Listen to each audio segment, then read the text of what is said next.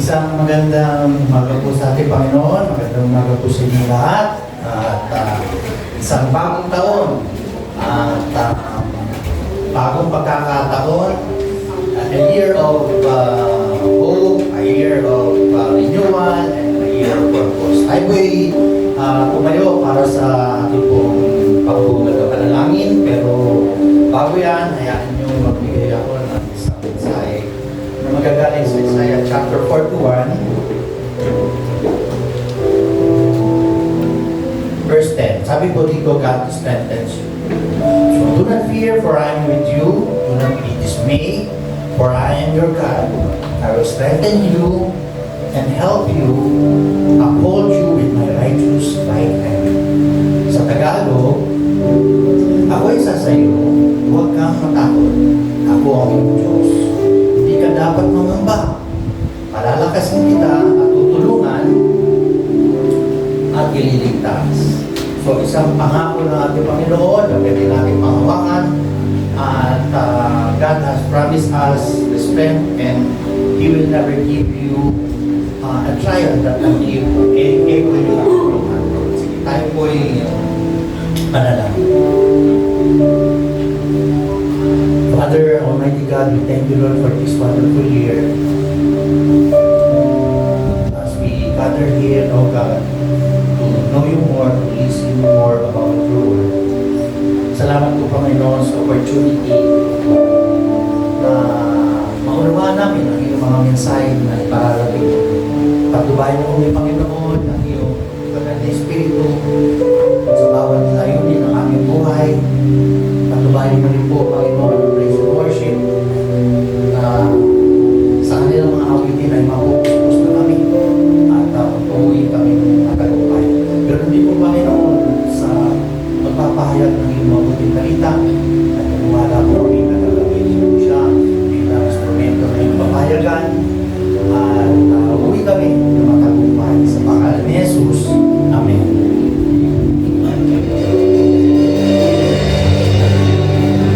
Isang mapagpalang umaga po sa ating lahat. Isang unang blessing shout. Parang mahina, blessing shout.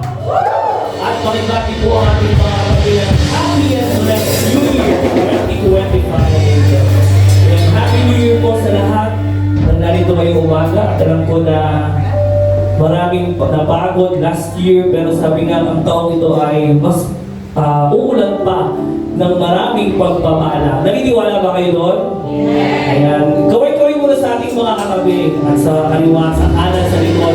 At pag-ilim din po ng Happy Sunday. Blessed Sunday. Sabi sa salita ng Diyos sa Roma chapter 15 verse 13, puspusin nawa kayo ng Diyos na siyang bukal ng pag-asa, at nawa ay pagkakalooban niya kayo ng kagalakan at kapayapaan sa pamamagitan ng inyong pananampalataya, upang mag-umapaw ang inyong pag-asa sa pamamagitan ng kapangyarihan ng Espiritu Santo. Amen. Naniniwala ba kayo na ang ating Diyos ay lagi nating kasama saan man tayo pumunta araw-araw? At kung ano man ang ginagawa natin sa ating mga buhay, ang Panginoon laging nandyan, hindi tayo iiwan o di pababayaan. Amen? Kaya yung umaga wala tayong gagawin kundi ibalik ang papuri at pagsamba, ang pasasalamat sa nag-iisang Diyos. Sabi nga, tulog-tulog pa ng pagpapala ngayong taong 2025. Samahan kami umawid at umindak sa presensya ng ating Diyos na buhay.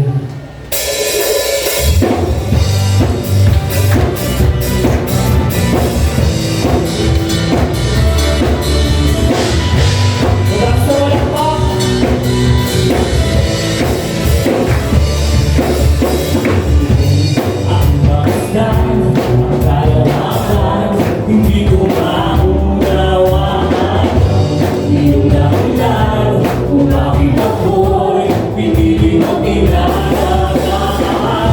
Ito kaya isipin, hindi ko kaya magkapin. Ang pag-ibig mo, Jesus, ay bigay sa akin. Aking mamasdan, ang kalawakan, hindi ko maunawaan iyong dahilan.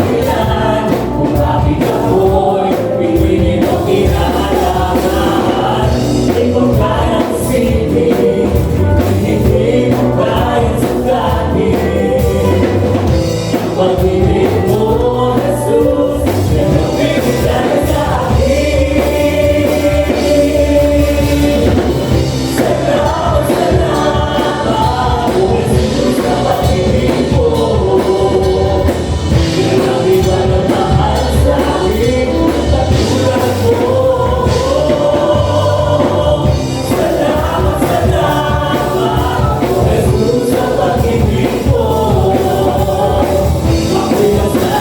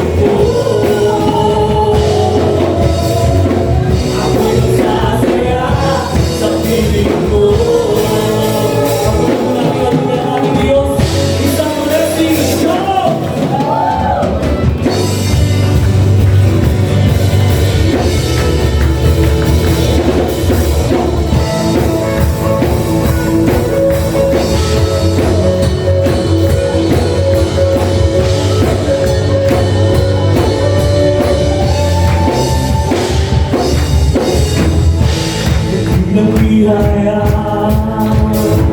kami pinalaya mula sa bihag ng kasalanan. Pinagtawan, pinagpala ng kalusan.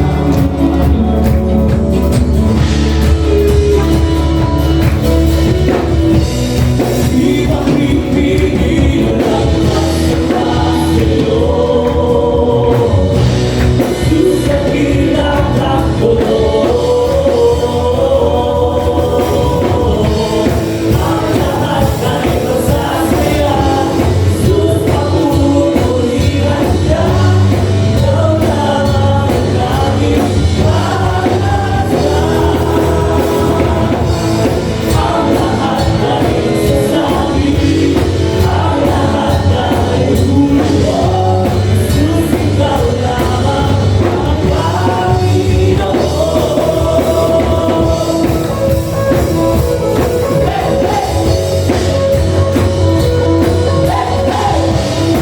Minsan pa, pamilaan ng ating Diyos.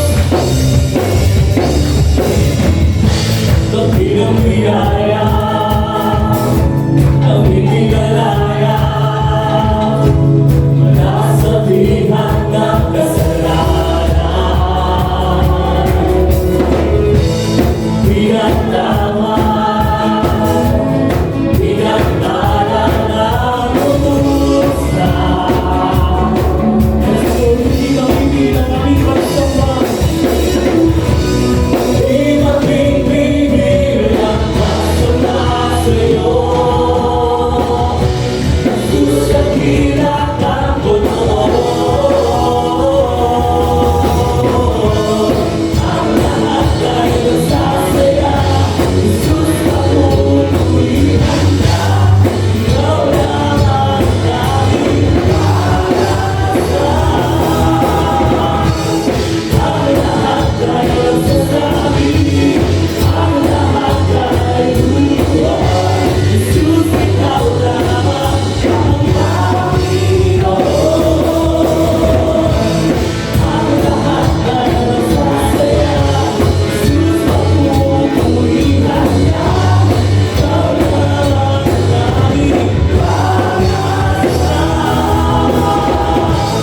Ang lahat ay masasabi. Ang lahat ay luluwa. Jesus, ikaw lamang ang Panginoon.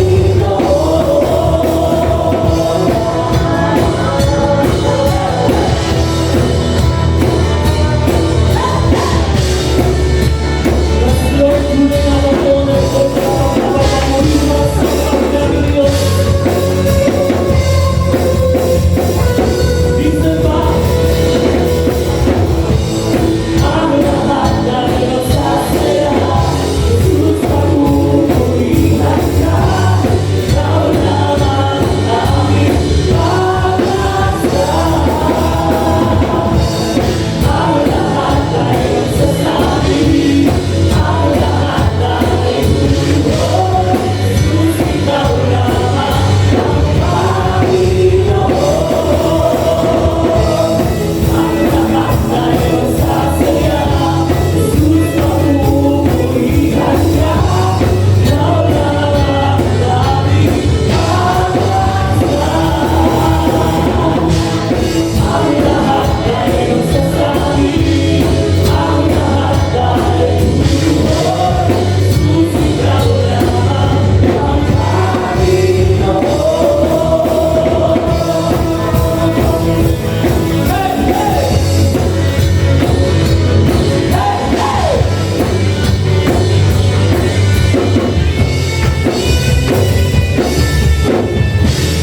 Mataas na malapak sa aming tunay ang nag-iisang Diyos sa buhay. Kasi Lord, ang lahat ba ay masaya? Amen. Sa presensya ng ating Panginoon, tayo ay laging masaya. Salamat, Panginoon, sa oras nito na kami tinipon sa buluhanan nito, Panginoon, upang ikaw yung pasalamatan. Lord, salamat sa nakalipas na taon sa pagsama niyo sa amin. At ngayong taong ito, Panginoon, puno ng pagmamahal at pag-ibig palalo ang aming mararanasan ng bawat isa na dito, Panginoon. Sa aming mga pamilya, Panginoon, Ikaw lamang ang nandyan lagi para kami gabayan at ingatan. Lord, salamat sa iyong kapurihan at kabanalan. Salamat sa iyong pagmamahal na walang sawang ibibigay. Bagamat kami nagkukulang, Panginoon, bagamat kami may pagkukulang, may kasalanang nagagawa, pero ikaw, Panginoon, ang tunay na Diyos na nandyan lagi para kami alagaan. Yes, Lord. Patuloy po nating sambahin. Patuloy po nating gawin ang prosesyon ng ating Diyos ngayong umaga. Let's continue to worship our God and let's feel His presence. Karapat dapat kang purihin, karapat dapat kang sambahin, karapat dapat kang walhatiin ang Diyos. Yes, Jesus. Ikaw lamang at wala ng iba. Ikaw lamang ang tunay na makapangyarihan sa lahat. Ang tunay ang dakila. Yes, Lord. Thank you, Jesus. Yes, Jesus.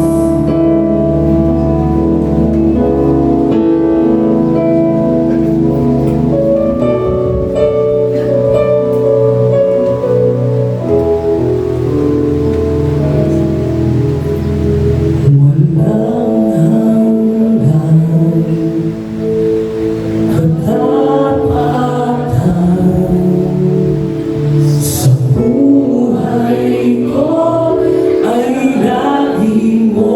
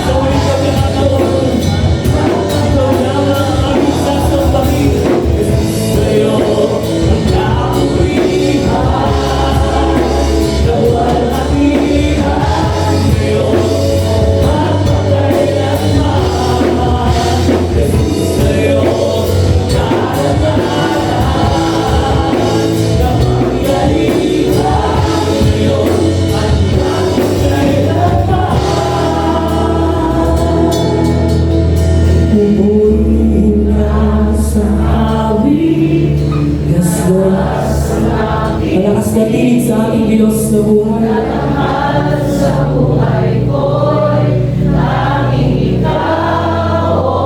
Ikaw lamang ang Diyos ang aming sasambahin. Ikaw lamang Diyos ang aming pupurihin. Ikaw lamang Diyos ang aming dadakilain. Minsan pa, awitan natin ang aming Panginoon.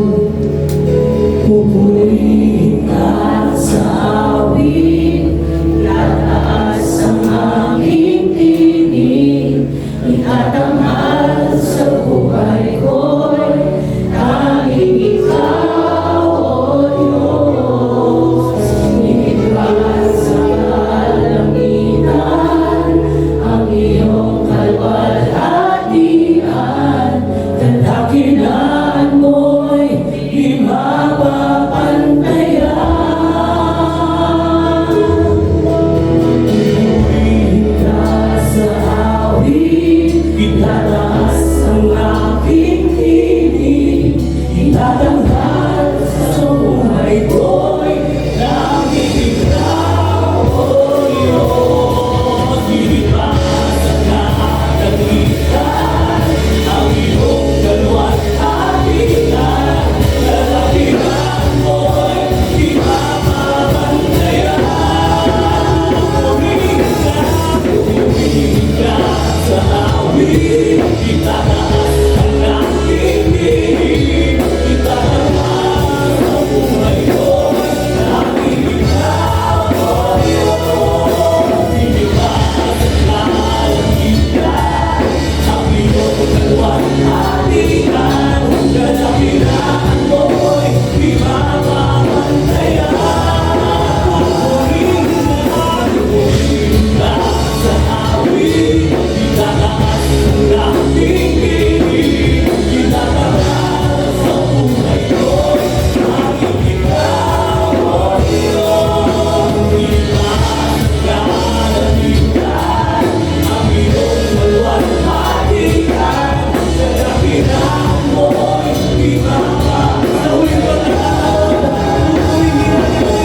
Pupurihin ka sa awit, itataas ang aking tinig, itatanghal sa buhay ko'y tanging ikaw, O Diyos. Iniwan sa kalangitan ang iyong kalwalhatian, kadakilaan mo'y di mapapantayan. Kadakilaan mo'y di mapapantayan.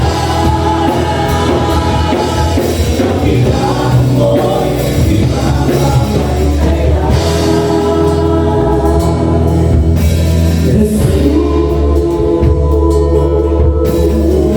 Ang iyong kadakilaan ay hindi namin kaya patuloy, Panginoon. Ikaw lamang ang aming sasambahin. Ikaw lamang ang tunay at nag-iisang Diyos sa buhay. Yes, Lord. Kadakilaan mo walang hanggan, Panginoon. Salamat sa iyong pag-ibig at patuloy na pagmamahal na mararanasan pa namin ngayong taon at sa mga susunod pang taon, Panginoon. Mataas na palakpak sa aking nag-iisa at tunay na Diyos sa buhay. Palakpak na hindi mo na pinahit. Magandang ang sumigaw na Hallelujah!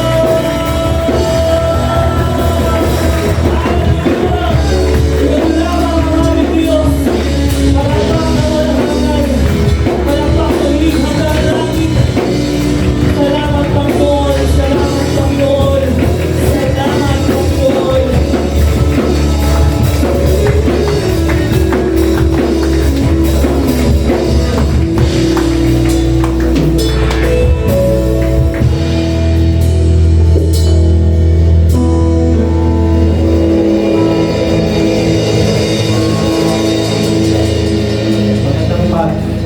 Magandang umaga po sa inyo lahat.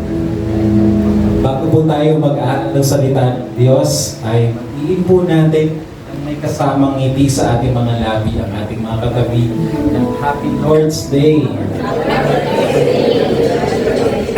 Magdiin din po natin siya ng Happy Lord's Year. Sino po sa inyo ang masaya na tayo ay muling nagkasama-sama bilang isang pamilya sa Panginoon? Kung tayo po ay masaya at nagagalak sapagkat biniyayaan tayo ng Panginoon ng panibagong taon, alayan po muna natin ang Diyos ng malakas na palakpak.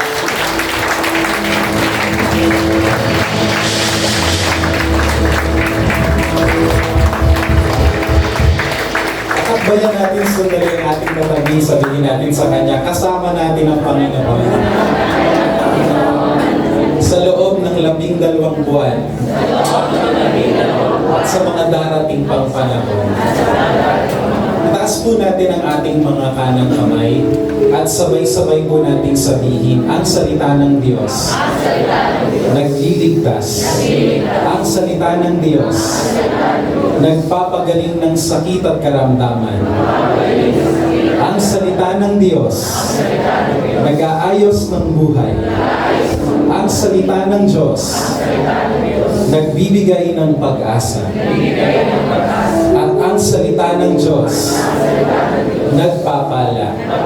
Sabay-sabay po nating sabihin, today, I receive the blessings in the Word. Sabay-sabay po nating sabihin, this 2025, I receive the blessings in the Word. In Jesus' name, Amen. Amen. Manatili po tayo nakatayo at babasahin ko po ang ilang mga talata na ating pag-aaralan, pagbubulay-bulayan ngayong umaga. Ito po ay ating kinuhas sa Lumang Tipan sa Old Testament. Dito po sa Job chapter 23 verses 13 hanggang 16. Babasahin ko po sa Tagalog. Sundan po ninyo ang aking mga babasahing mga verses gamit po ang iyong mga mata. Verse 13, pero malaya ang Diyos na gawin ang nais niyang gawin. Walang sino mang makakahadlang sa Kanya. Kaya gagawin niya ang binabalak niya laban sa akin. At marami siyang plano na gagawin sa akin. Kaya natatakot ako sa Kanya. Lalo na kapag iniisip ko ito, lalo akong natatakot. Pinanghihina ako at tinatakot ng makapangyarihan Diyos. Ito po ang kanyang mga salita galing sa kanyang Biblia. Ang kanyang salita na walang kamalian at maasahan. Manalangin po tayo na tayo po ay magsitungo at ihanda po natin ang ating mga puso sa pagtanggap ng kanyang mga salita. Sa mga oras na ito, tayo po ay magtumako sa isang moment na kung saan we will confess our sins. Tayo po'y pumaharap sa isang Diyos na banal. Sa mga oras na ito, may mga bahagi po ng ating buhay, ng ating mga isip, na alam po natin na hindi kalugod-lugod sa Diyos. Iwaksi po natin bago po tayo dumako sa centrality ng worship, which is the Word of God. Hilingin po natin ang pagkilos ng Panginoon sa ating mga buhay and reveal what needs to be confessed, what needs to be corrected.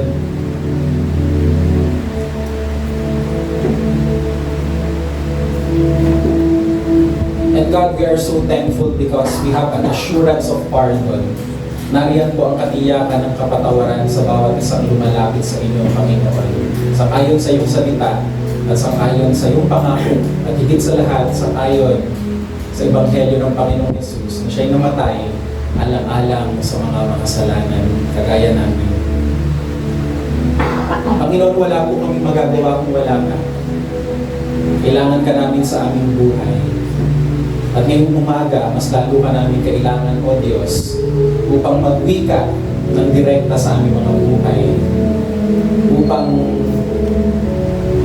itama ninyo, Lord, ang aming mga pananaw ayon sa iyong kalooban at sang-ayon po sa inyong mga salita. O Diyos, dalangin namin na kayo po magwika sa amin. Sa tulong ng iyong Espiritong Banal, kayo po magbigay ng katuruan, kayo po magbigay ng aral upang maliwanagan kami, Panginoon, patungkol sa iyong mga kalooban, O Diyos, at mga pamamaraan. Minsan pa, Panginoon, ay inihahandog namin sa inyo ang worship service na ito para lamang sa inyong kalwalhatian, para lamang sa inyong kapurihan. We also dedicate this year to you Naway sa taong ito ay mas lalo pa naming mamalas, makita, at mapahalagahan ang iyong kalwalhatian, ang iyong ikaluluwalhati, lalong higit ang iyong mga salita. Salamat po, O Diyos. We praise you, God the Father, God the Son, and God the Holy Spirit. In Jesus' name we pray. Amen and amen. Pwede na po tayong maupo, mga kapatid sa Panginoon.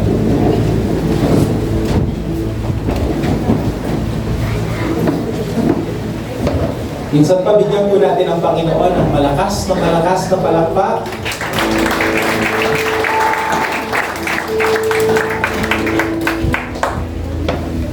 Marami pong katangian ang Diyos na madalas ituro at pag-usapan sa loob ng simbahan. Halimbawa, madalas nating mapakinggan na ang Diyos ay pag-ibig. God is love. Madalas din nating marinig na ang Diyos ay banal. God is holy. Na ang Diyos ay mabuti. God is good. Na ang Diyos ay tapat. God is faithful.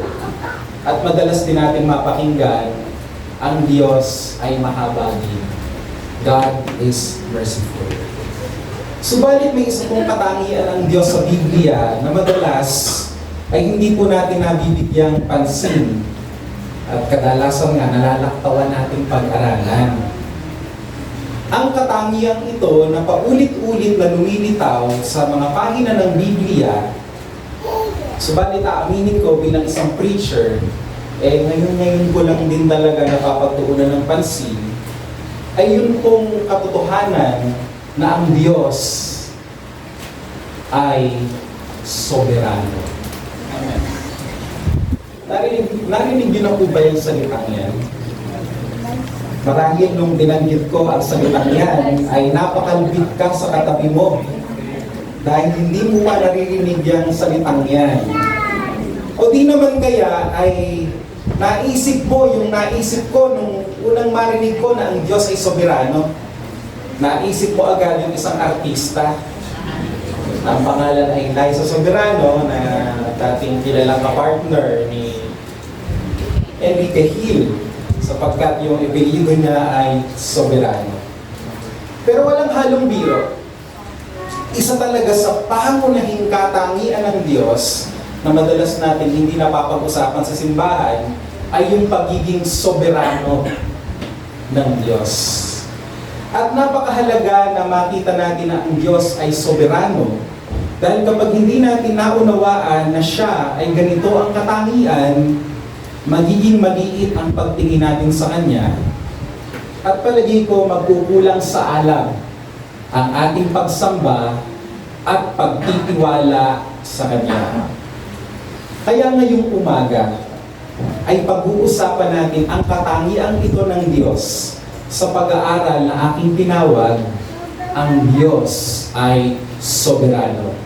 God is sovereign.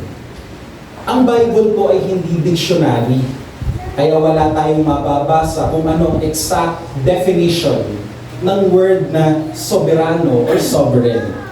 Subalit may verses, napakaraming verses, sa Biblia na nagsasalarawan sa kahulugan ng Diyos bilang Diyos na soberano o sovereign God.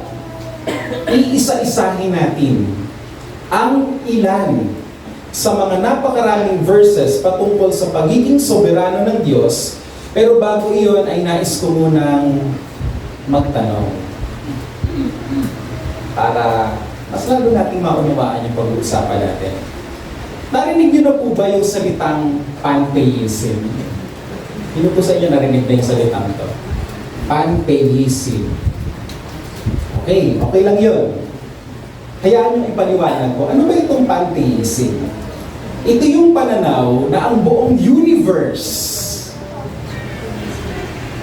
ang buong kalawakan, ang buong sanglilikha daw ay ang Diyos mismo.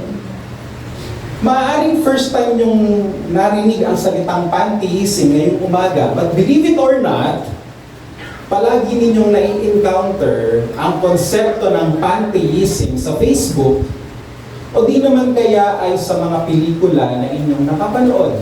pwede rin sa TikTok, Instagram, or yung X na dating Twitter. Bibigyan ko kayo ng isang example at ito'y kinuha ko sa isang Facebook post. Ang sabi ng post na iyon ay ganito: Dear Universe, I am so ready for something amazing to come into my life. Grabe, no?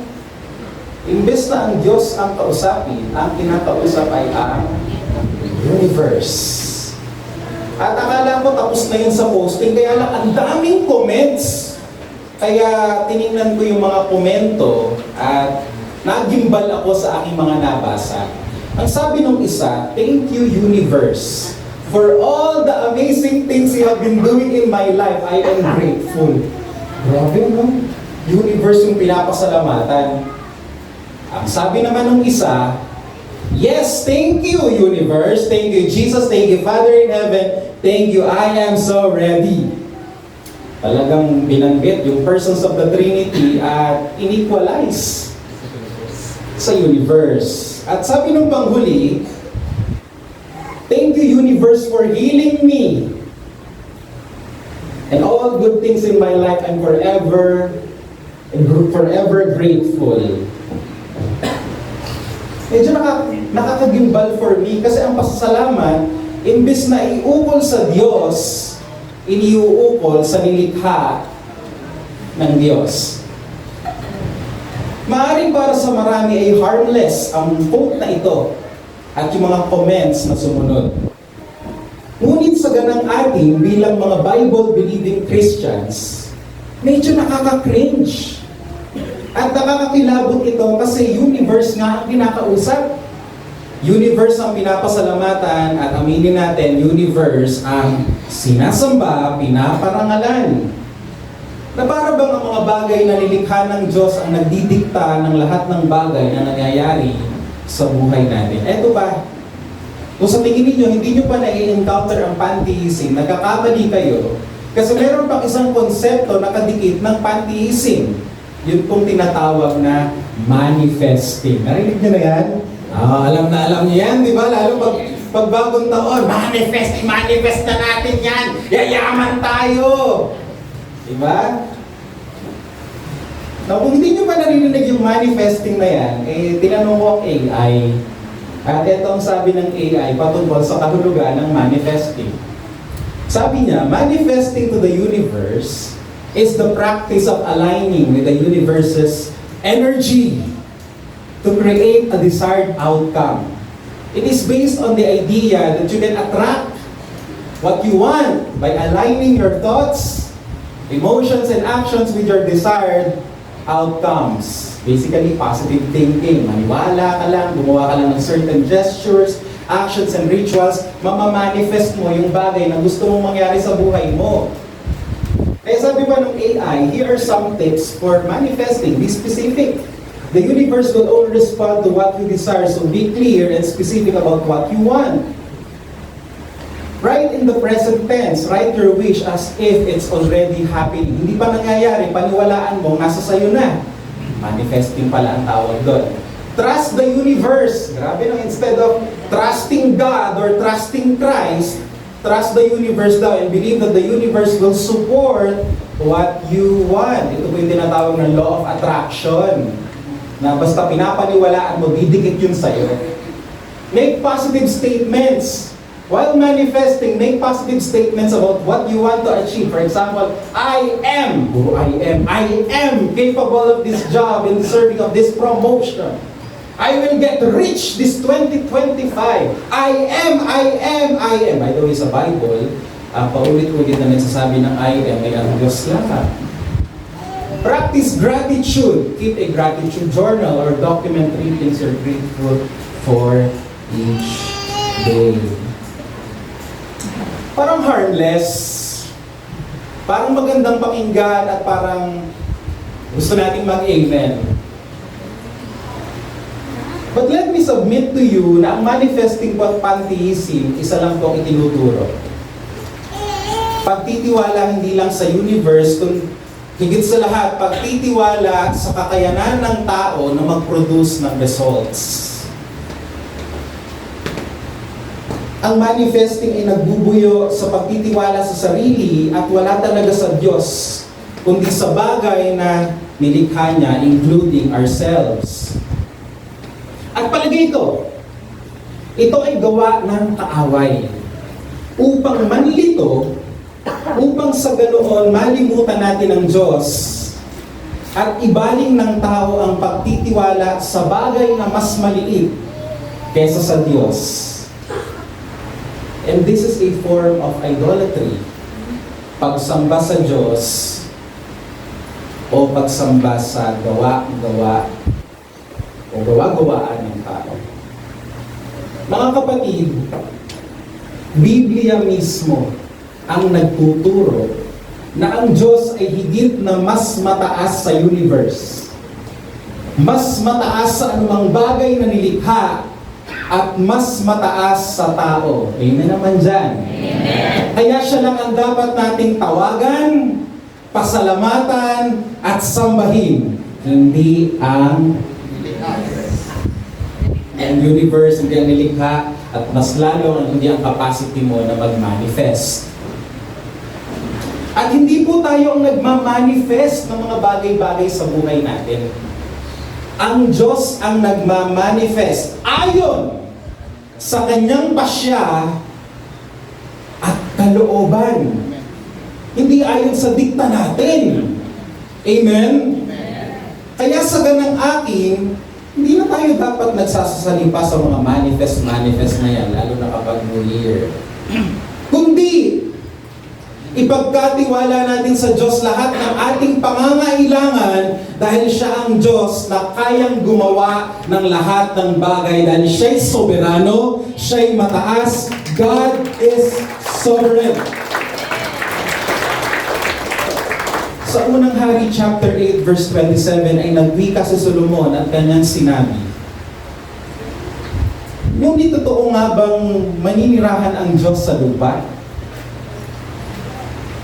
Kung sa mga langit at sa mga langit ng mga langit ay hindi magkasya,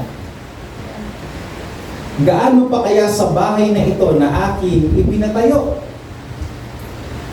Ako sasabihin natin ang universe ay Diyos. Sinasabi po dito ng writer na sobrang laki ng Diyos na hindi sapat ang lupa para i-contain siya. At kahit daw ang langit at ang langit ng mga langit ay pagsamasamahin, hindi pa din daw kakasya ang Diyos dahil sobrang laki ng Diyos. Kaya bakit tayo magtitiwala sa universe kung dito sa verse na ito, inihahambing ng Diyos ang universe na parang puto lamang o baka nga lisa pa? O baka mas maliit pa nga sa lisa, baka libag lang ng lisa o bakterya ng lisa ang universe kung i-compare natin sa kalakihan ng Diyos. God is bigger than the universe. Our trust should not be in the created order, but in God alone. Isaiah chapter 40 verse 15.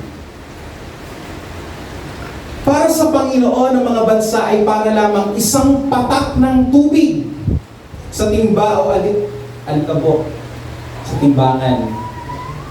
Sa Diyos ang mga pulo ay parang kasinggaan lamang ng alikabok. Alam niyo ba kung ano ang pinakamalaking bansa pagdating sa lawak ng teritoryo? Ano sa palagay ninyo? Russia! Very good! Russia po ang pinakamalawak, pinakamalaking bansa pagdating sa lawak ng teritoryo. At sinusundan po ito ng Canada, China, Brazil, and then Australia. Believe it or not, napakaliit pa ng bansang Pilipinas kumpara sa ibang bansa. Bagaman ang daming pwedeng puntahan at pasyalan sa Pilipinas. Nandiyan ang Baguio, Siargao, Boracay. Ang dami natin pwede explore. Pero ang liit pa rin ng Pilipinas compared to other countries. Pero kahit na anong laki ng mga bansang ito, sa mata ng Diyos ay kasing laki lang daw sila ng patak ng tubig. Russia is big, China is big, Australia is big. Pero in the eyes of God, sus, patak lang yan ang tubig.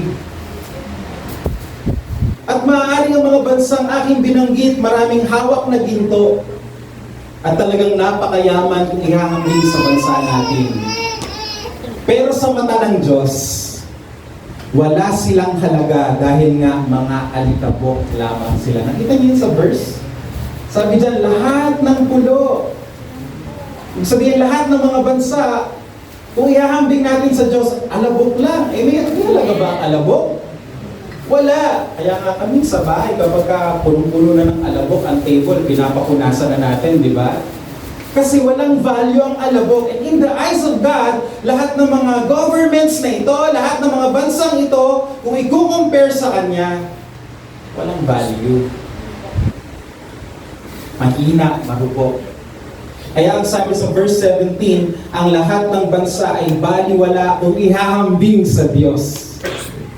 At para sa Kanya, walang halaga ang mga bansa. Tapos ang tinatawag-tawag natin kapag may gusto tayo, may kailangan tayo, universe. God is higher than any country.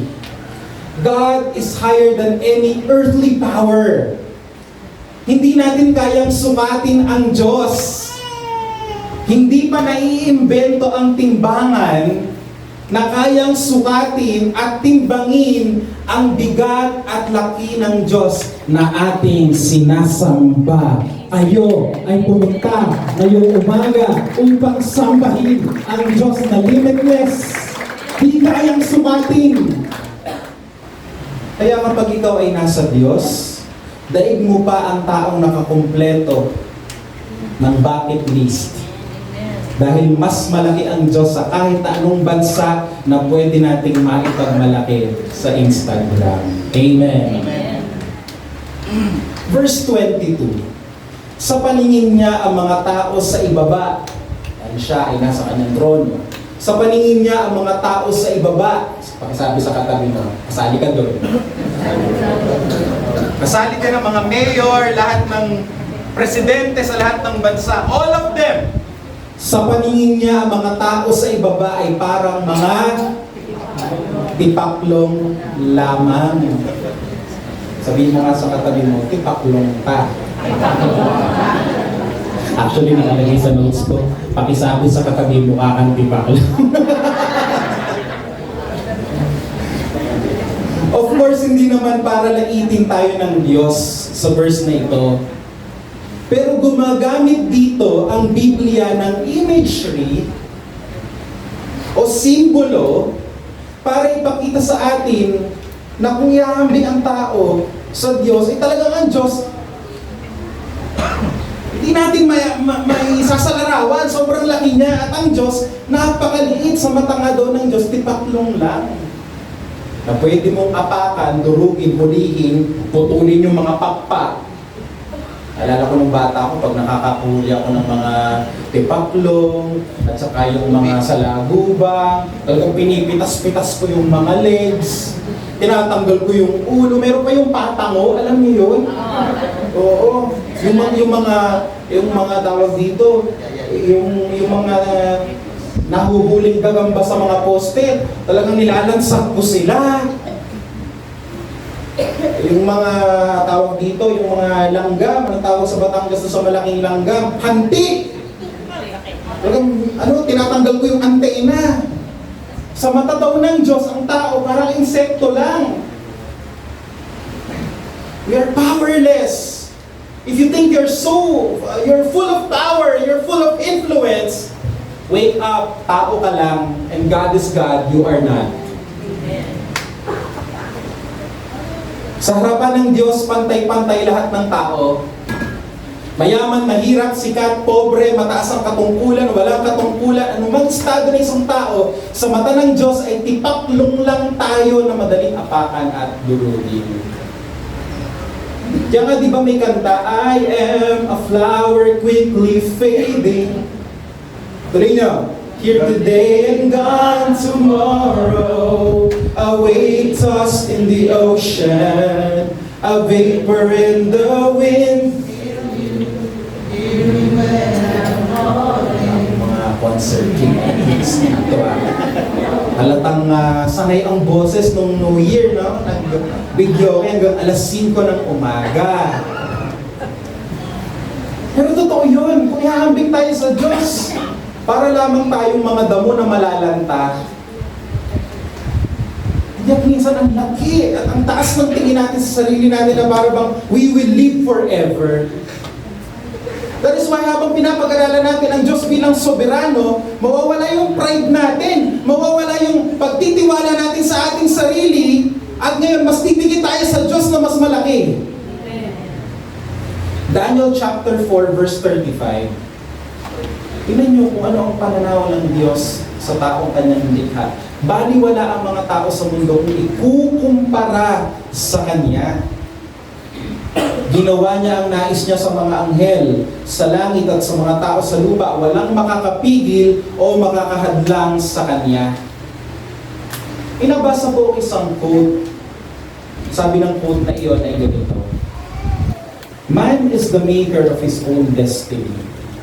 Pay attention to this. Tingnan natin kung ano masasabi ng inyong mga isip at puso sa quote na ito. Man is the maker of his own destiny, and I therefore ask you to become makers of your own destiny. Wow! Parang mapapa-amen ka. Kasi ang gandang pakinggan. Sinasabi ng quote na ito na ang tao daw ang gumagawa ng tadhana niya. At siya ang nagpapasya ng mga bagay na pwedeng mangyari sa kanya. Ako ang creator ng aking tadhana, ng aking destiny. Ako ang may control. Basta meron akong determinasyon, magagawa ko lahat ng naisin ko. Basta iset ko yung sa isip ko, magaganap yun. Albitin mo ang katabi mo. Yung totoo. We are unstoppable. Hanga tayo sa kakayanan natin. In short, sinasabi ng quote na ito, bagaman hindi sinasabi dyan, pero parang ini-imply ng quote na ito na kaya natin maging Diyos. Ikaw ang soberano, ikaw ang sovereign, at kaya mong gumawa ng tadhana para sa buhay mo ayon sa kagustuhan mo. Hindi ikaw nga ang Diyos. Ikaw ang sovereign eh. Ikaw ang maker of your own destiny. At itong pananaw na ang tao ay pwedeng maging Diyos ay isang kasinungalingan na noon pa man ay pilit ng itinuturo ng kaaway sa tao. Narinig niyo yung sinabi ko? Yung paniniwala na ang tao pwedeng maging Diyos ay isang kasinungalingan na matagal nang itinuturo ng kaaway sa tao. Naalala niyo yung kwento ng ahas at ni Eva sa hardin ng Eden?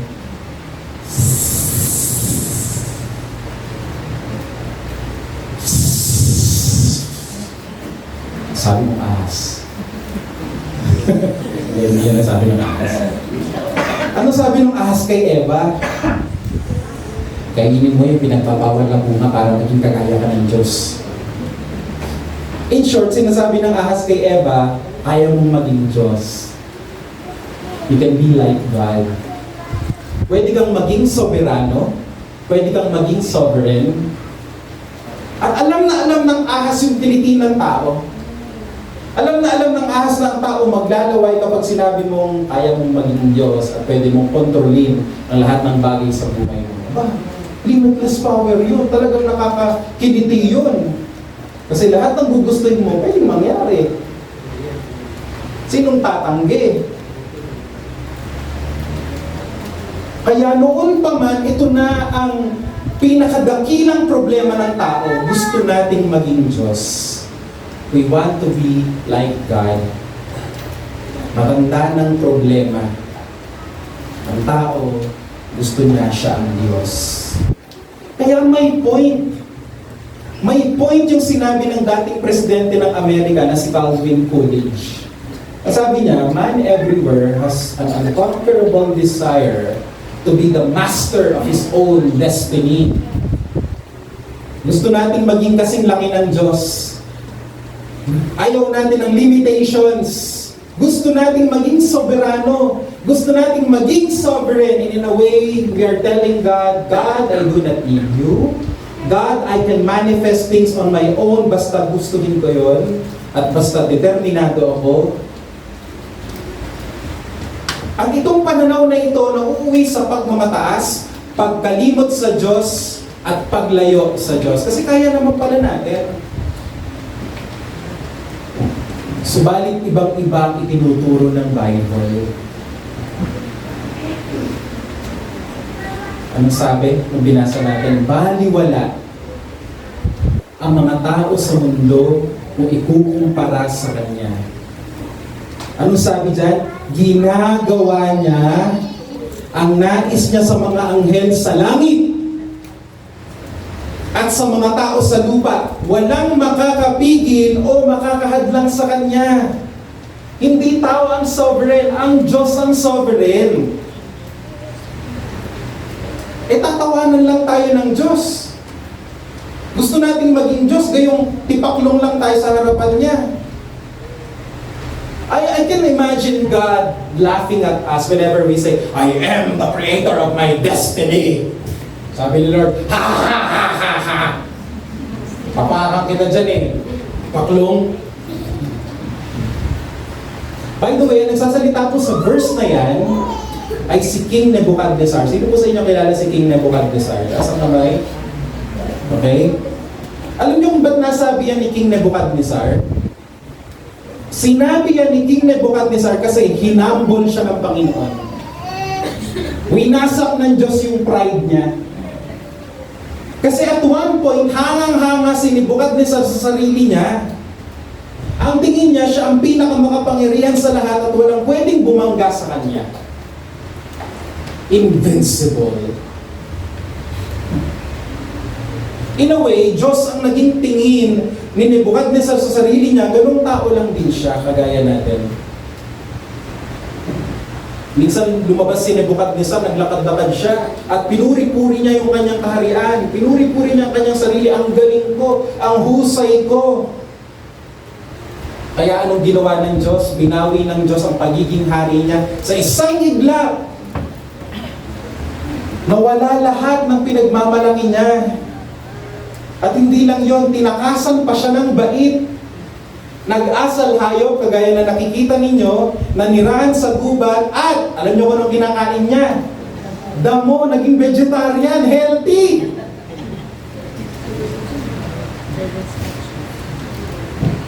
Sa gabi, damo yung mga pinagkakakain namin. Kumayat na ako. Joke lang. Ang yabang ni Nebuchadnezzar, sabi ng Diyos, ang galing ko nga yung mga pinagmamamayabang ko. Akala mo ikaw ang sovereign, akala mo ikaw ang God. Sa isang iglap, from being a king, naging asal hayop si Nebuchadnezzar.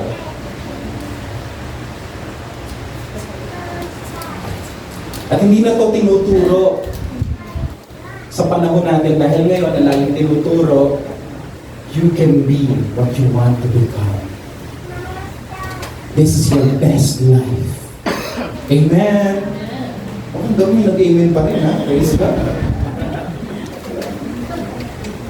Na ang laki-laki ng tao at ang Diyos, basta si Lord taga-cheer ko lang.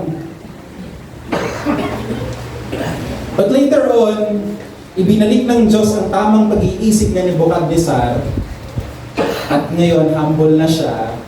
Kaya nabanggit niya yung verse 35. Basahin natin ulit. Ano sabi ni Nebuchadnezzar?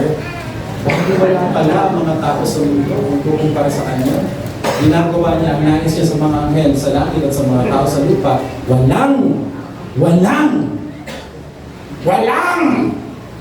Walang makakapigil o makakahadlang sa kanya. Napagtanto ni Nebuchadnezzar, hindi siya ang soberano. Napagtanto din niya na hindi siya ang master of his destiny. Kasi at one point sabi niya, I can do all things. Bible verse yun. Out of context. Ang Diyos lang ang soberano at kayang gawin ng Diyos at nais niya sa tao. At walang makakapigil at makakahadlang sa Kanya. Mga kapatid, pag naunawaan po natin na ang Diyos ay soberano, pag naunawaan po natin that God is sovereign, nagiging mababa tayo. Nagkakaroon tayo ng takot sa Diyos na kayang gawin ang anumang bagay sa buhay ayon sa pasya at nais niya.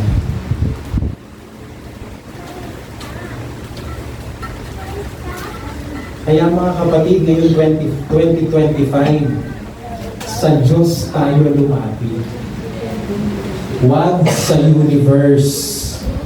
Siya lang ang may kakayanang magdikta ng pwedeng mangyari sa ating buhay ngayong 2025. Lahat ng meron tayo ngayon ay nasa atin dahil ipinasya ng Diyos na iyon ay mapa sa atin. Sa Kanya talaga iyon nagmula, hindi sa galing, dunong, at husay nating mag-declare at mag-proclaim.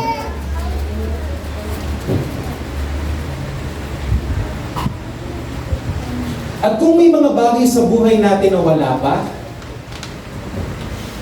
Diyos din ang nagpasya noon. Ipinapahintulot niya iyon para sa ating ikabubuti. Ikabubuti. Ikasasama? Ikabubuti. Sabihin mo yan sa katanungan, ikabubuti. Aba, edi pagka ganoon, marirelax tayo.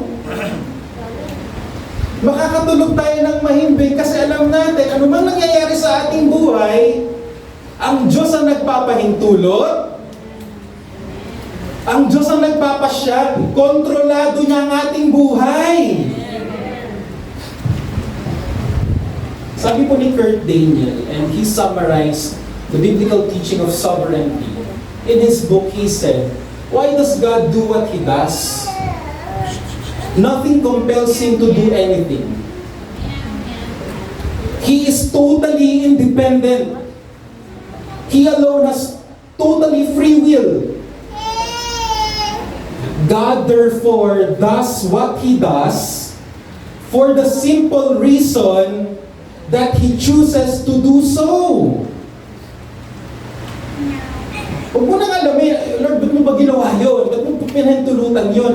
Si Lord lang ang nakakaalam. He is God, you are not.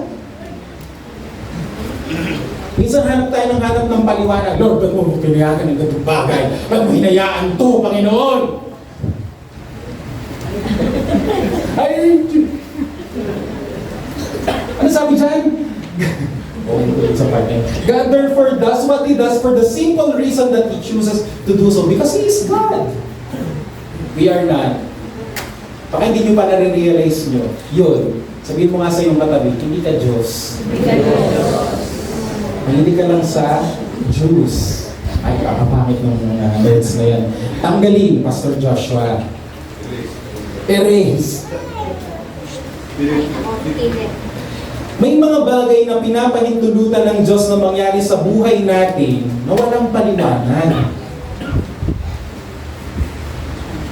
Kasi tayo minsan gusto natin lagi may paliwanag.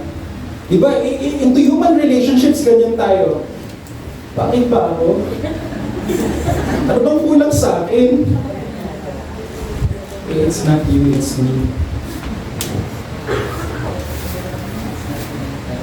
Hindi kailangan na sa lahat ng pagkakataon, alam natin ang dahilan sa mga nangyayari sa buhay. Isang bagay ang tiyak, ginagawa ng Diyos ang gusto niyang gawin dahil siya ay Diyos. Amen. That's why, in the low points of our lives, in the high points of our lives, we can praise God for who He is.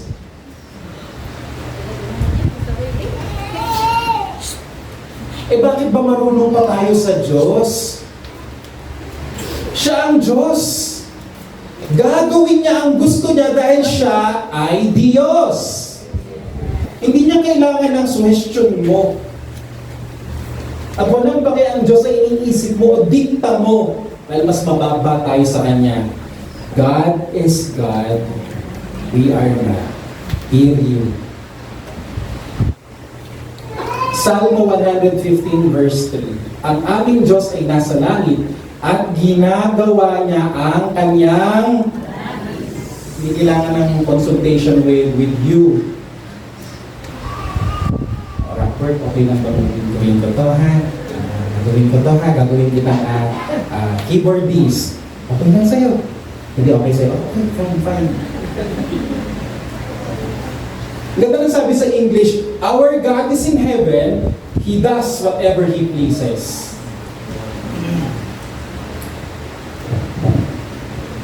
Another verse, Salmo 135 verse 6, ginagawa ng Diyos ang anumang nais niya sa langit, sa lupa, sa dagat, at sa kailalimang lugar. Alam niyo, habang pinapag-aralan ko itong tema ng sovereignty of God, sa bagay ko nakita ko na mabubuo sa atin, pagiging kontento at pagtitiwala sa Diyos.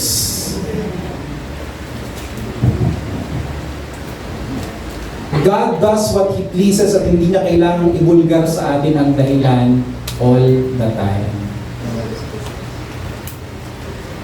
At ito yung nakita ni Job. Kilala niyo si Job?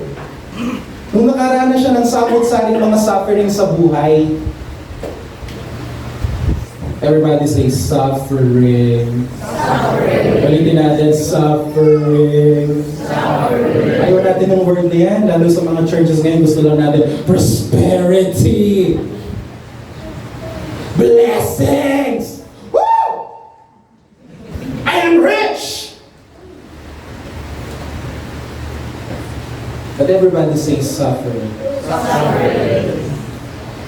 Sa Bible po, si Job ay matuwid na tao. Sabi ng Biblia, sinusunod niya mga utos ng Diyos. Walang dahilan para maghirap siya. Pero sa isang iglap, nawala ang lahat sa buhay niya. Nawala ang kalusugan niya. Nawala ang pamilya niya. Nawala ang ari-arian niya, nagkasugat-sugat ang katawan niya, at pumayat siya ng sobrang payat, pagkapayat-payat.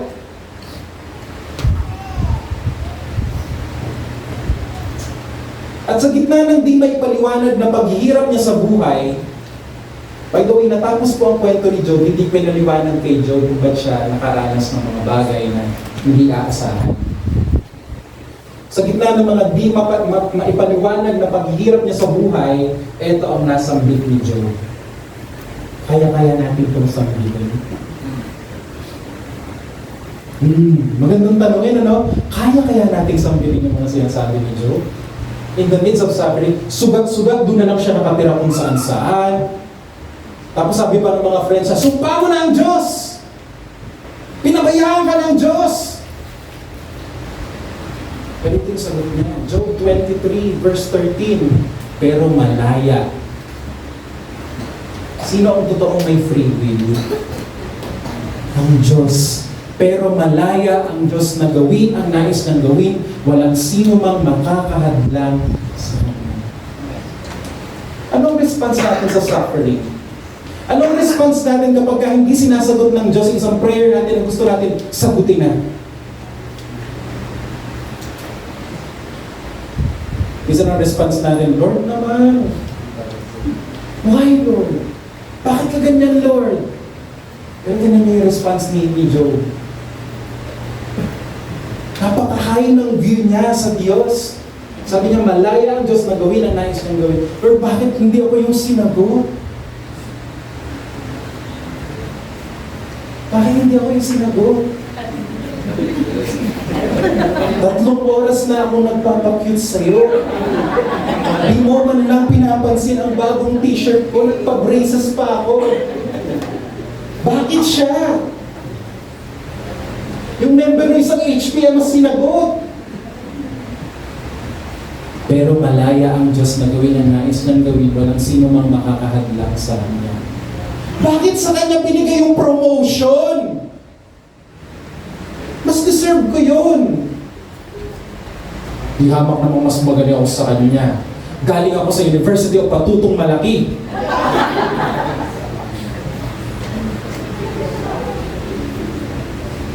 Kung ba nag-aaral yan? University of NBI. O, di mas magaling kami sa Patutong Malaki. Nandun po yung pagdaing ni Job. Sinabi sa Bible, dumain siya. Valid ang dumain. Pero hindi niya kinwestiyon ang Diyos. Magkaiba yun. Verse 14, kaya gagawin niya ang binabalak niya laban sa akin at marami siyang plano na gagawin sa akin. Hindi ko alam kung ano pang gagawin ng Diyos. Pero magtitiwala ako na lahat ng ginagawa niya ay para sa ikabubuti. Bakit ka nalungkot? Bakit ka nagkasakit? Bakit na-stroke si tatay? Isang dami nating gula, ganito kasi, ganyan kasi, o kasi ganito, bla bla bla bla bla. Galing natin magbigay ng kung ano mga theory. Pero minsan, wala lang talaga ang sagot. Tama. Mamali ka pa ng sagot, kaya ka kasi nagkaganyan, ganito. Kinundem mo na yung kapatid mo, kung kasi hindi ka kulang ka sa Bible study. Sometimes napaka-mean and cruel ng ating mga explanations. Bakit di na lang natin sabihin, God is sovereign at siya lang talaga nakakaalam and we can only trust His wisdom. 15 and 16, kaya natatakot ako sa Kanya. Lalo na kapag iniisip ko ito, lalo ako natatakot, pinanghihina ako, tinatakot ng makapangyarihang Diyos. Ang naging tugon ni Job sa gitna ng kanyang paghihirap ay pagkilala sa soberanong Diyos na kayang gawin ang lahat ng bagay ayon sa kanyang kapasyahan. Ang response niya in the midst of suffering ay worship. Seeing the greatness. Yung pagiging malaki ng Panginoon. Nakita niya ang laki ng Diyos na hindi ko siya kayang arukin. Ang isip ko, ito lang, kakarampot lang ako. Allow me to use this, yung utak ko, galumbong lang, pero ang Diyos ang utak niya, hindi ko yung kayang arukin. So kung meron akong suffering, hindi ko nauunawaan minsan. Pero alam ko, malaki ang plano ng Diyos. At yun ang comfort natin. This year, hindi tayo mangangako na this is your best life now. This is your best year. But one thing that I can assure you, sa loob ng 12 months, kasama natin ang Sovereign God. Hindi tayo iiwan ng Diyos. Alam niya ang kanyang ginagawa. Job chapter 1 verse 21, ito po kinuha isang famous song.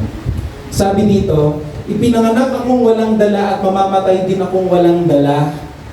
Ang Panginoon ang nagbigay ng lahat na mayroon ako at ang Panginoon din ang kumuha. Purihin ang pangalan ng Panginoon. Awit to, He give and take away. He give and take away. He give and take away. Lord, blessed be your name. Blessed be the name of the Lord. Doon kinuha yun. Kasama yun. Nakatakda na yun.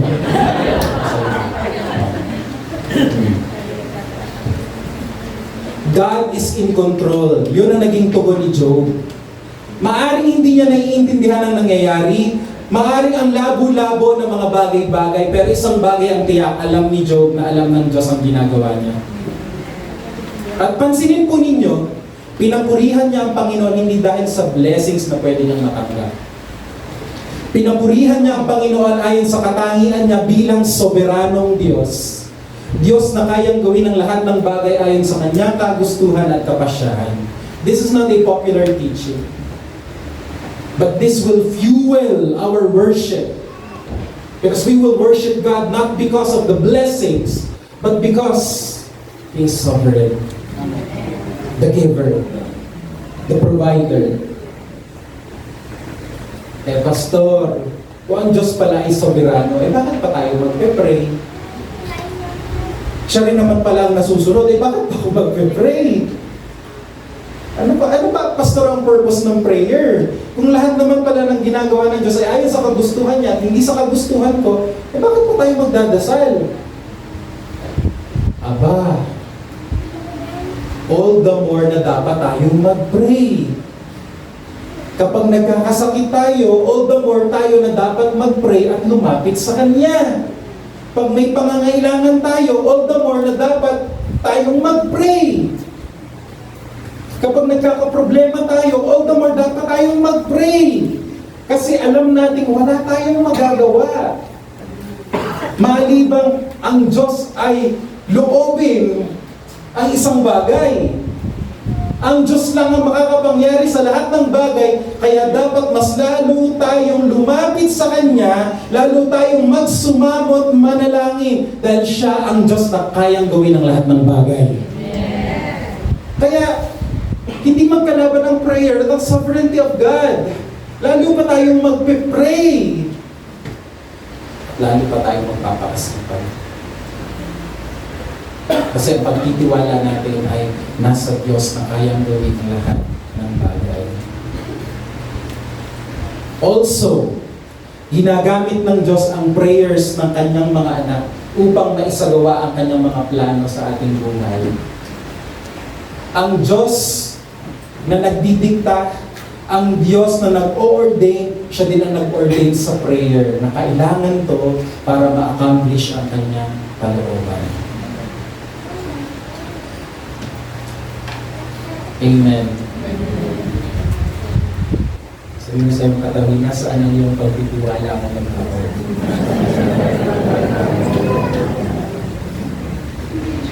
Wala namang po-post ng manifest ha? Post nyo na lang, God is in control. Amen. Di ba ako galit sa mga nag-post mo? At wala naman ako nakita mga taga-blessings pa. Church. Yun lang. Okay, bilang pagtatapos, ipapakilala ko sa inyo ang ating theme for 2025. Ang ating pong theme ay hango o batay sa Ephesians chapter 1, verse 11 to 12. So wala bang prophecy man lang doon, konting prophecy lang. The Word. Amen? In Christ, pakibasa ka sabay-sabay, in Christ we have also obtained an inheritance, having been destined according to the purpose of Him who accomplishes all things according to His counsel and will, so that we, who were the first to set our hope on Christ, might live for the praise of His glory. God is sovereign. Amen? Dahil ang Diyos ay sovereign, ang ating pong theme for this year, 2025, ay ito, His sovereign care. Tayo ay nasa ilalim ng pag-aalaga ng Diyos. Full trust in Christ. Asya, manalangin tayo. Bow your heads and we will pray, everyone. Ngayong alam nyo that God is in control. Ngayong alam nyo that God is sovereign, that He rules the world. Ngayong alam nyo na ang Diyos ang nagpapasya ng lahat ng bagay. Ang Diyos ang umaalam kung anong mabuti for us. Aba, mas lalo tayo dapat mag-pray. Panginoon, pinagkakatiwala po namin sa inyo ang 2025. Bigyan niyo po kami ng puso na handang magpasakop sa sovereignty ninyo, sa pagiging soberano ninyo. Ano man pong maganap this year, Panginoon, alam namin yun ay pinahintulutan mo dahil may ginagawa kang maganda sa aming buhay na hindi patungo sa aming kakapahamak. Bagkos sa lalo pa namin ikababanal at ikalalalim sa iyo. Turuan niyo din kami, Panginoon, ang aming mga puso, ang i-treasure ay hindi yung mga material things na pwede namin i-manifest. Kundi, ang i-treasure namin ay yung mga katangian mo. At ikaw mismo, O Diyos, who you are. Because you are our greatest treasure. You are our, kagaya ng sinabi mo sa iyong salita, Panginoon, I am your great reward. Ikaw ang aming reward, ikaw ang aming righteousness, ikaw ang aming joy, ikaw ang lahat-lahat sa amin.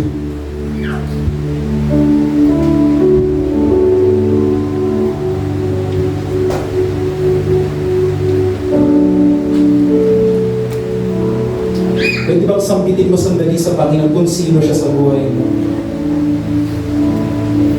Who God is, His character, His glory. The devil will always lure us na ibaling ang tingin sa mga bagay na mas maliit sa Diyos.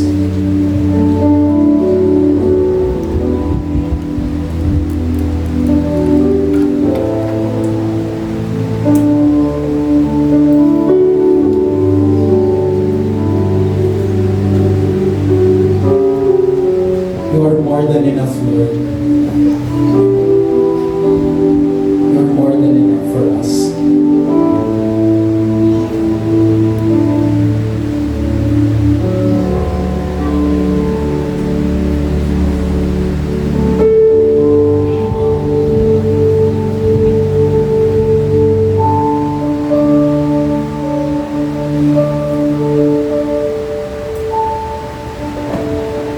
When I look into your holiness,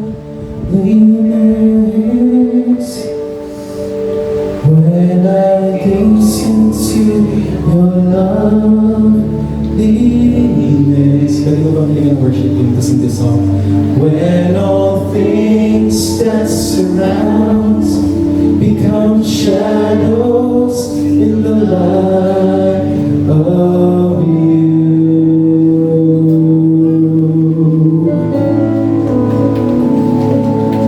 When I found the joy of reaching your heart, when my will becomes enthroned in your love, when all things that surrounds become shadows in the light of you. Let us all rise and we sing, I worship you. I worship you.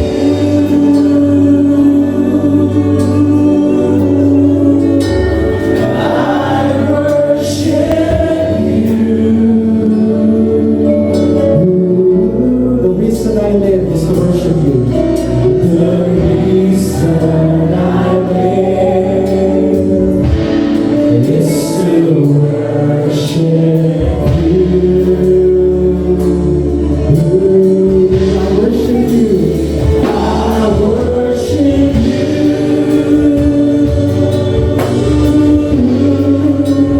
I worship you.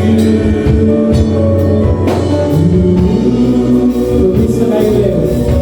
The reason I live is to worship you. When I find the joy of reaching your heart, when I found the joy, when I found the joy of reaching your heart, when my will becomes controlling your love, when all things that surround become shadows in the light of you. This is our prayer. All together we sing. I worship you.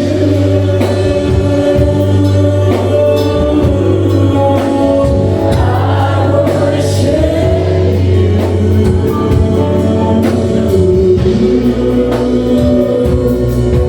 The reason I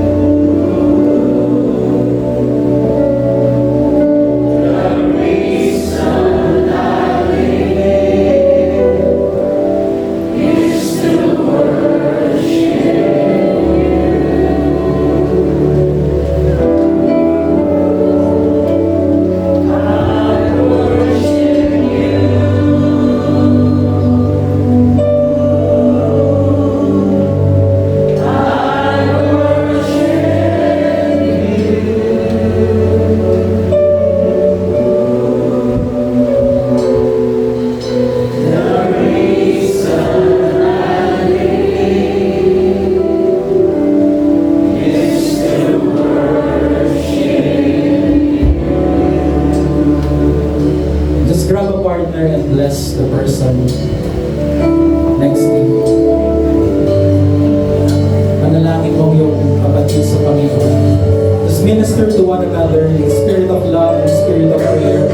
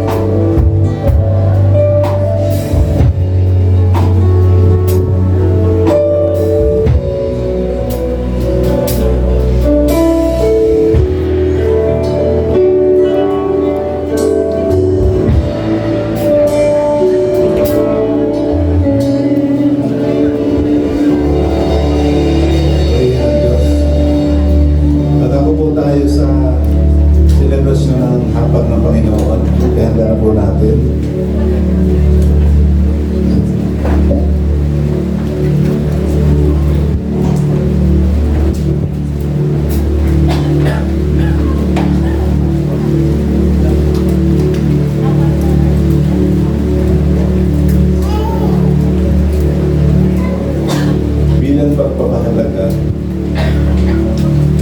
sa communion elements na naging simbolo ng tinapay ay naging simbolo ng katawan ng Panginoon sa Kristo at ang inuman naman naging simbolo ng kanyang dugo. Hindi ko po bawat isa na yun po ang mga ulo nila at nagbalik tanaw tayo sa mga bagay na ipagpalitan nating gawin mabuti pa rin. Yung ipagpalitan natin gawin. Hindi kayo mga pagkakamali o ang forgiving spirit na nagkaroon tayo. Hindi natin magtawad sa Panginoon. The Word of God declares in verse John 1:9 na dapat ang Diyos.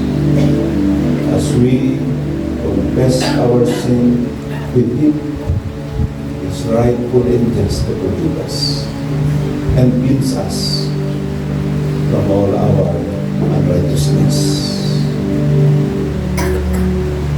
Siya na walang kasalanan, sabi lang 2 Corinthians 5:21, wala sa kasalanan ay naging kasalanan. Sa gayon, nagkaroon tayo ng kaloob ng pagiging matubig. So habang ng Panginoon ay pag-ako ng Diyos na ating ginugulitan, dapat sanay tayo ang magbayad, magbaka ng pagbabayad sana pero ginawa na para sa atin. Tapos po natin ang tinapay natin Panginoon. Sabi ng salita ng Diyos sa Isaiah 53 verse 5, siya ay sinugatan dahil sa ating pagsuway. Siya binugbog dahil sa ating kasamaan. Ang mabuting kalagayan dinadanas na ngayon natin ngayon ay dahilan sa kanyang kapagtiis at sa kanyang mga sugat tayo ay nagsigala. Tanggapin po natin. Sigurado.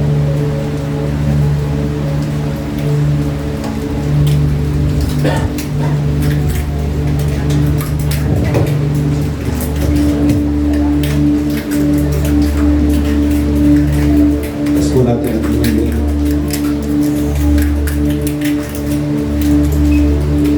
Tayo po ay tinubos. We were bought back.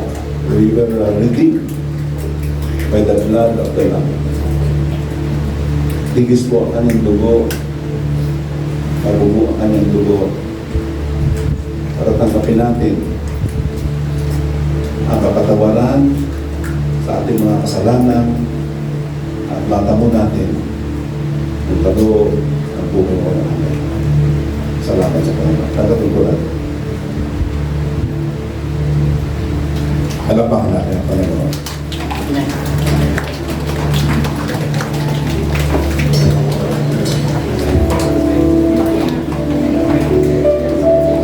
Amen. Isa nga pong blessing shout dyan. Isa pa yung rinig ni oh, isa pa, blessing shout! Ayan. Para naman po sa ating covenant, tayo po ay ilagay ang ating mga kanang kamay sa ating dibdib at sabay-sabay po nating bigkasin ang kami ay nagpasya. So, dapat nakangiti para matakot si okay. Kami ay nagpasya. Kami ay nagpasyang magmahalan bilang magkakapatid. Ang isa ay para sa lahat at ang lahat ay para sa isa. Ang lakas ng isa ay lakas ng lahat. Ang kahinaan ng isa ay kahinaan ng lahat. Kami ay nagpasyang magtulungan sa hirap at ginhawa. Ang bawat isa ay hugutan namin ng lakas. Kami ay nagpasyang sama-samang lumago bilang mga anak ng Diyos. Sa pangalan ni Jesus, Amen. So, pwede na po tayong maupo. Meron po ba tayong newcomers for this morning? Okay, wala naman po. Ayan. So, sabihin mo nga muna sa iyong katabi na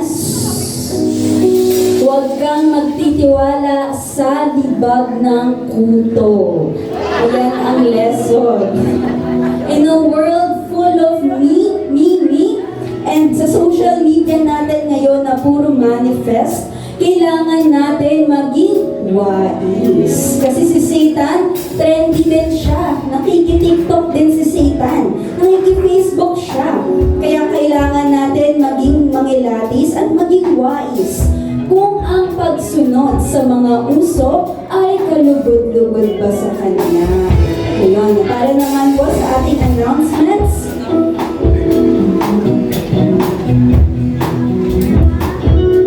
Ayan, so meron po tayong Sunday School kung kayo po ay nag-aalala kung paano kayo magsuservice ng kasama ang inyong mga chikitis. Mag-relasyon po yan next week. Nagsisimula po ito every 9 a.m. to 11 a.m. Open po ito for ages 3 to 12 years old. At meron din po tayo para sa ating mga kabataan, ang ating weekly youth fellowship na every Saturday from 5 a.m. to 7 p.m. via Zoom. At ang ating Sunday worship services, meron po tayo ngayong umaga 9 a.m. to 11 a.m. at meron din evening fellowship. Kaya tapikin mo ang iyong katabi at sabihin mo, wala kang takas. Meron din tayong evening fellowship na mula 7 p.m. to 8:30 p.m. At para naman po sa ating family, so para mas lalo tayong mag-ugat pa ang ating pamilya sa ating relasyon sa Panginoon, meron po tayong guide sa ating FB group and page, a home prayer group for your family. And praise and worship team is in need of instrumentalists, keyboardists, bassists, lead guitarists, and drumming. And if you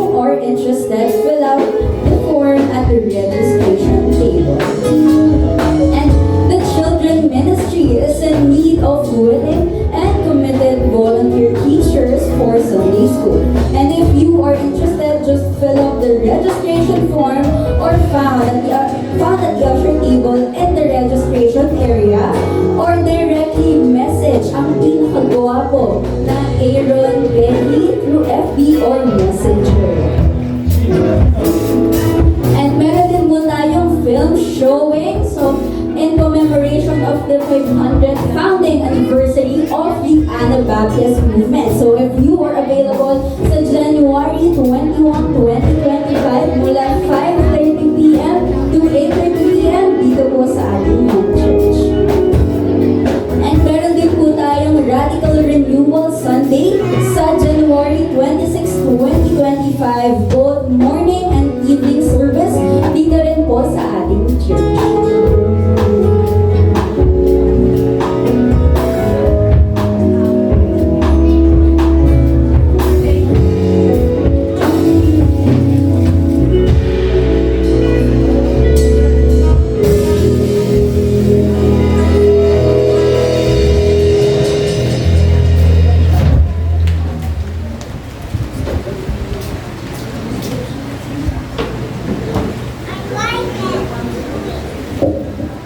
Okay, so magandang umaga po sa ating lahat at Happy New Year everyone. Hoping sa taon pong pumasok at sa mga darating pang mga buwan sa buwan taon, isang mapagpala, isang masagana at isang payapang taon ng ating makamit ng bawat isa po sa atin. Amen.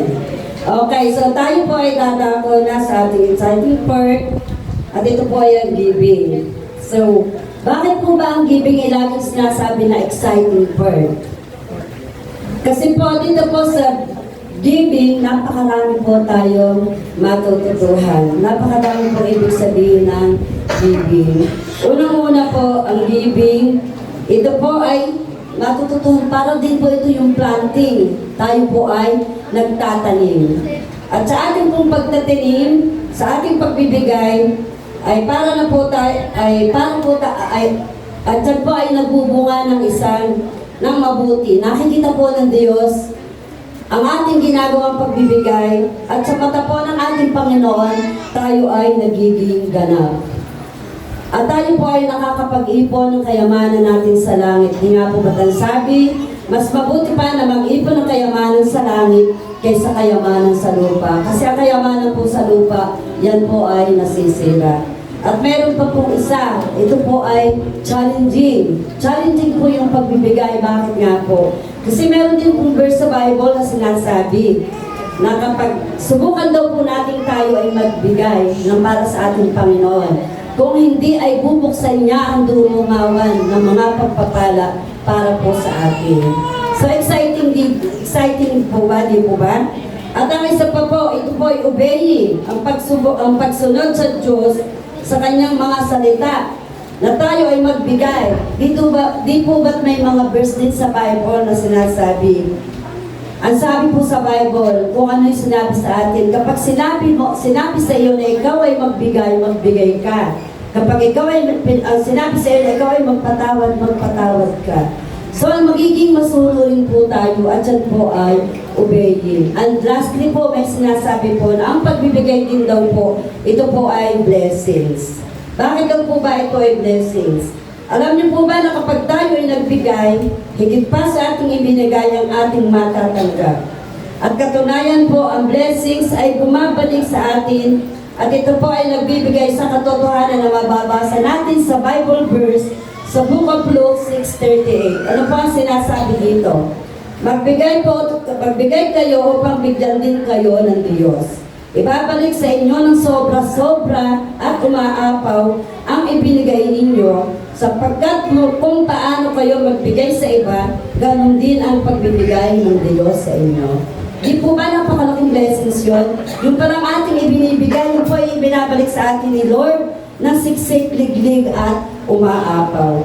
Kaya mga kapatid, sa oras na ito po, kayo po ay aking inaanyayahan na magbigay po tayo ng may kagalakan sa ating Panginoon. Sapagkat nakikita po ng Diyos ang puso po natin. Sapagkat ang Diyos po ay magbigay sa atin at magbalik ng mga ibinibigay po natin para sa Kanya. Yan po ay higit pa sa ating inaasahan. Amen? Amen. Okay, so atin po itaas ang ating po mga kaloob at handog at ating po ipapanalangin. Ama namin banal, maraming salamat po sa inyo, Panginoon, sa mga biyaya, Ama, na patuloy niyo po ipinagkakaloob sa amin, Ama. Naririto po ang aming handog at kaloob, Panginoon. Basbasan mo po itong aming nakayanan na aming po binibigay sa inyo, Ama. At ibalik niyo po sa amin ito na higit pa, Panginoon, katulad po ng iyong mga pangako.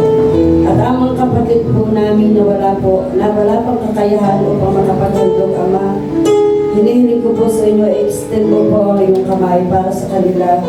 Pagkalooban niyo po sila ng source of income na upang sa ganun makasama rin po namin sila ng aming pong pagbabahagi sa inyo ng mga blessings na ibinibigay niyo po sa amin. Ama, maraming po salamat sa umagang ito at muli walang hanggang papuri pasasalamat ang aming pong ibinabalik. Sa pangalan po ng iyong anak na si Jesus. Amen. Pagbigay ko tayo ng may kanalakan at muli tayo po ay tumayo. At muli pagkakaroon natin ng ating Diyos.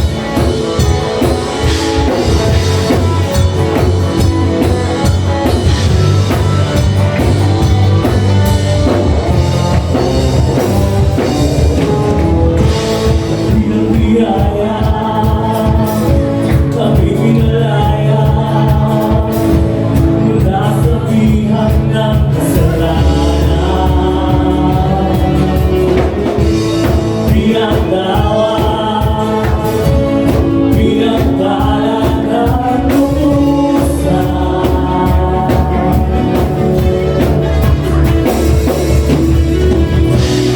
Di mapipigil ang masama sa'yo. Jesus, dakila at buo. Ang lahat ay magsasaya. Jesus, papupurihan ka. Ikaw lamang ang aming pag-asa. Ang lahat ay magsasabi, ang lahat ay luluhod. Jesus, ikaw lamang ang Panginoon. Ang lahat ay magsasaya, Jesus, papupurihan ka. Ikaw lamang ang aming pag-asa. Ang lahat ay magsasabi, ang lahat ay luluhod. Jesus, ikaw lamang ang